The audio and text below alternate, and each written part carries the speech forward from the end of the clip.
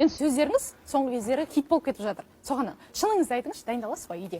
Матчқа дайындалу әлбетте. Ол статистика қарау, футболшыларға қатысты ақпарат жинау, матчқа дайындалу біздің жұмысымыздың бір бөлігі. Бізде сол 90 минут қана жұмыс емес, оған дейінгі дайындықты қосуымыз керек. Бірақ алдын ала мен мысалы осы сұраққа көп адам айтады, осы Әлімжан алдын ала сөздер дайындап береді, сол атып кетеді, сол үшін оны эфирде айтады деп. Ол мүмкін емес, ол импровизация. Мен мысалы Темірлан Анарбековтың Майедан соққысын қайтаратынын қайдан білемін мен? Мен мысалы үйде отырып, ал мына жақта Майеда пенальти деп жатқан кезде Темірлан Анарбеков қайтарып қояды, мен сол кезде Еуропа қараш деп айтамын деп жаза аламаймын ғой мен. Ол сол кезде шығады. Бірақ бүкіл біздің өміріміз ол матчты жүргізуге дайындық. Мысалы, Еуропа қарашы, бұл қазақтың баласы деген, ол Қасым Аманжоловтың, ей, тәкаппар дүние, маған да бір қараш танымысың сен мен қазақтың баласы деген сөз емес пе? Соның қысқартылған, сол және футболға келтірілген түрі. Демек, мен сол Қасым Аманжоловты оқымасам, сол кезде матчта бұл сөзді